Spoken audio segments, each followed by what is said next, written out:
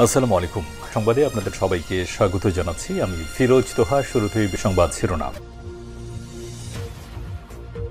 জানিয়ে দেব এই মুহূর্তে হাতে পাওয়া সর্বশেষ গুরুত্বপূর্ণ আপডেট বাংলা সংবাদ। শুরুতেই থাকছে ভোলা সদর উপজেলার পশ্চিম ইলিশা ইউনিয়নের বিএনপির অফিসে হামলা ভাঙচুর করেছে স্থানীয় আওয়ামী লীগের নেতাকর্মীরা।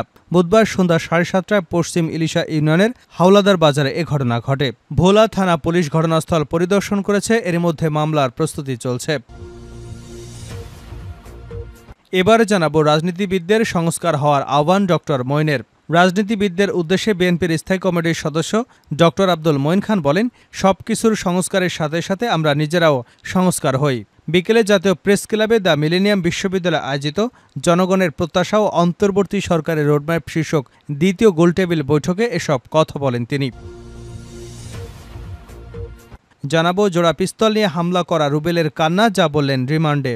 রাজনীতিতে জড়িয়ে এখন অনুতপ্ত রাজশাহীর শীর্ষ সন্ত্রাসী জহিরুল ইসলাম রুবেল। 5 দিনের রিমান্ডে থাকা জোড়া পিস্তল নিয়ে ছাত্র জনতার উপর হামলাকারী রুবেলকে জিজ্ঞাসাবাদ করা হলেই করছে কান্নাকাটি। জিজ্ঞাসাবাদের সময় তিনি বলছেন, রাজনীতিতে জড়িয়ে বড় ভুল করেছে। সন্ত্রাসী কর্মকাণ্ড থেকে দূরে থেকে বাদাম বেচে খেলেও ভালো করতাম, এখন এমন বিপদে পড়তে হতো না। এদিকে অন্তর্বর্তী সরকারকে সহযোগিতায় বিশ্ব 5 সংস্থার আশ্বাস।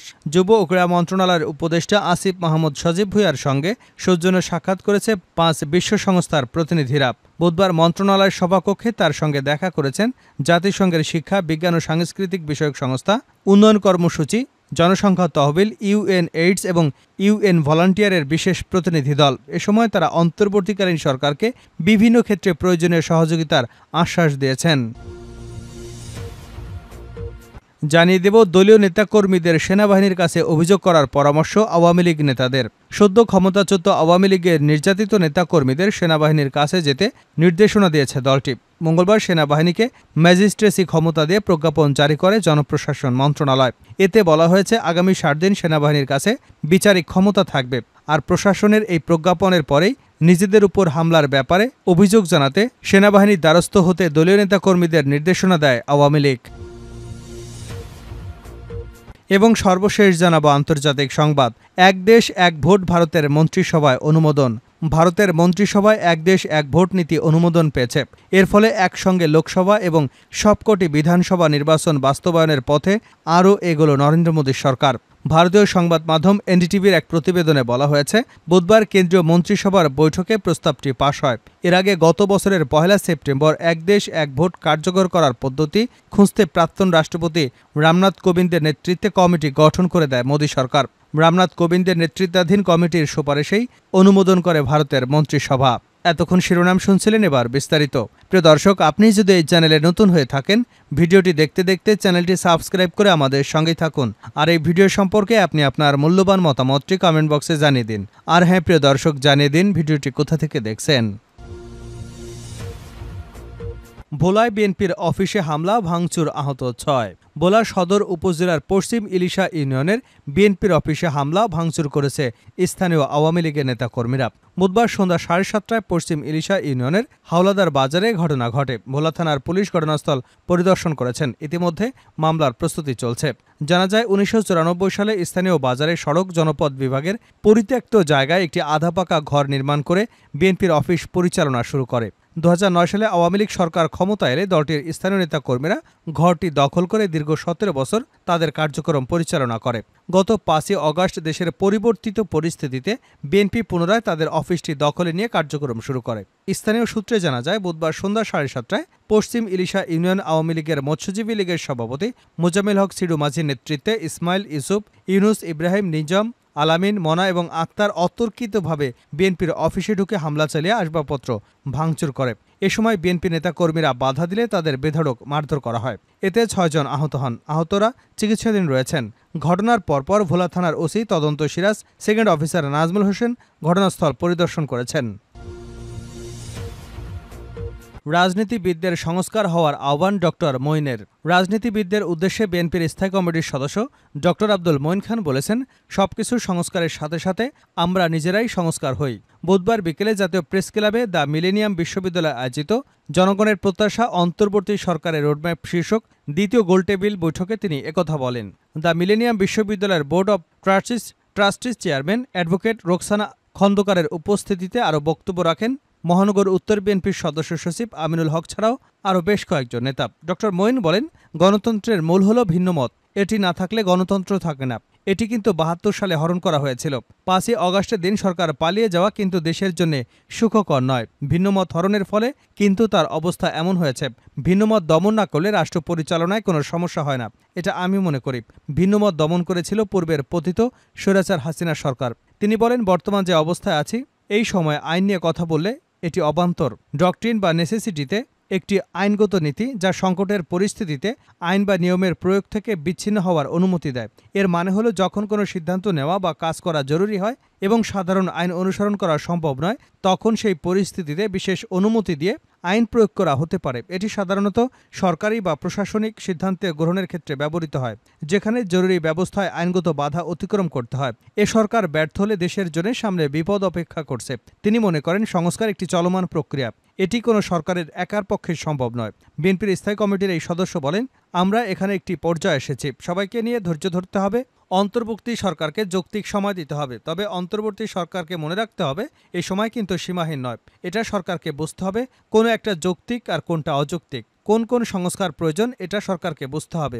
তিনি আরও বলেন, রাজনীতিবিদদের কথা কেন এদেশের ছাত্র তরুণ সমাজ বিশ্বাস করে না, এটি হৃদয় থেকে খুঁজে বের করতে হবে, আত্মোপলব্ধি করতে হবে। আমরা গলা ফেটে যখন কথা বলি তখন কেন ছাত্র জনতা সেটা বিশ্বাস করে না? তারা মনে করে এটি কথার কথা।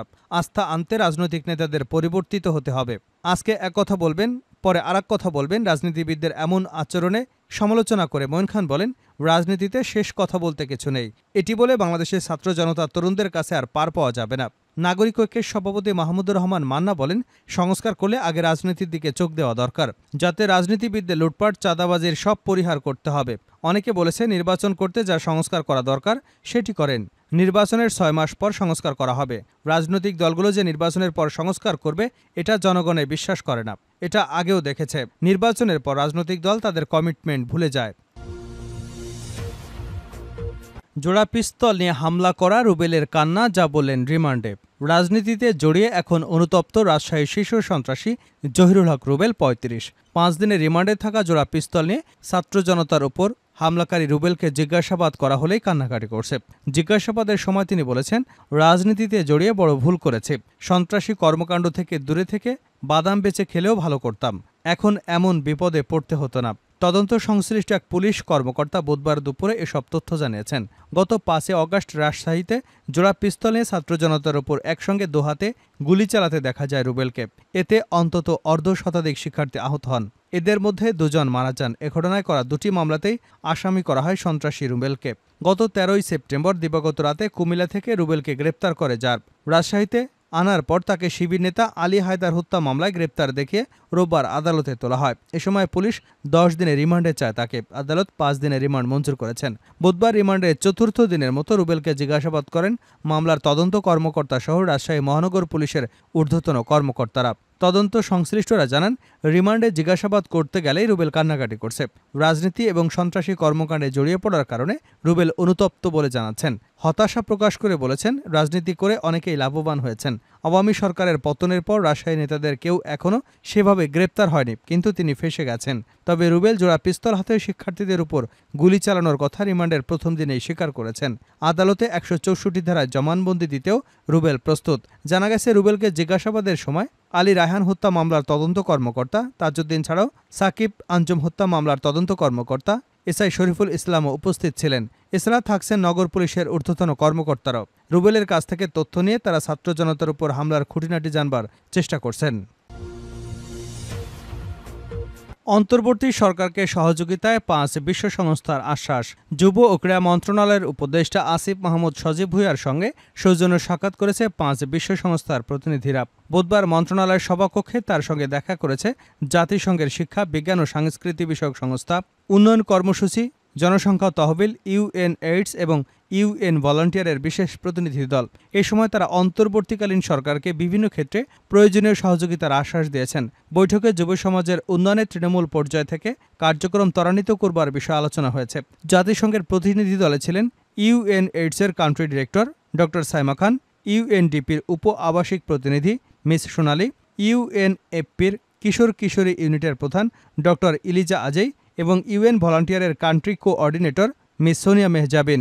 এ সময় ইউনেস্কোর বাংলাদেশ প্রতিনিধি ড সুশান বেইজ বলেন, আমরা অন্তর্বর্তী সরকারকে সব ধরনের সহযোগিতা করতে প্রস্তুত। যুব সমাজের জীবনমান উন্নয়নে আমরা বাংলাদেশে দীর্ঘদিন ধরে কাজ করে যাচ্ছি, তা চলমান থাকবে। একটি সাধারণ প্ল্যাটফর্ম তৈরি করতে হবে যেখানে যুবরা তাদের কথাগুলো নির্ভয়ে বলতে পারেন।